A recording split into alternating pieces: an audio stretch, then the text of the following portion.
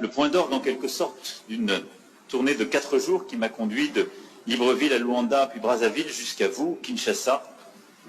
Et c'est ici en effet que se jouent nombre de combats du siècle, y compris ceux que nous avons portés ces derniers jours, celui pour la forêt et justement ce trésor du bassin du fleuve Congo. Alors cette visite, vous l'évoquiez à l'instant, arrive à un moment particulier pour la République démocratique du Congo et j'en mesure toute la gravité. Elle intervient à un moment, vous l'avez dit, Président, où une région, un peuple, un pays, vit le nouvel acte d'une tragédie qui, depuis près de 30 ans, ne s'est jamais vraiment éteinte. Des centaines de milliers de Congolais revivent le cauchemar de la guerre, de la fuite, du dénuement absolu.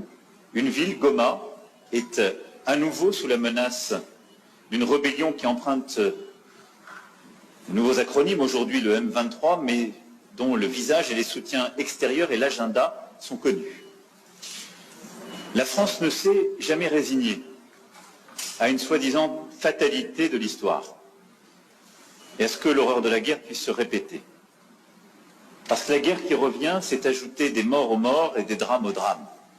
Et en disant cela aujourd'hui, je veux également pleinement mesurer le poids de l'histoire, les drames qui se sont joués dans votre pays, les crises et guerres précédentes, qui nécessiteront que la justice pour le temps présent et la justice pour les crimes passés puissent passer.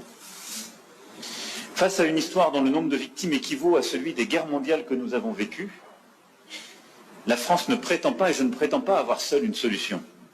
La solution est dans un réveil collectif, dans la prise de conscience qui se joue ici, qui est l'affaire de tous et de toute la région.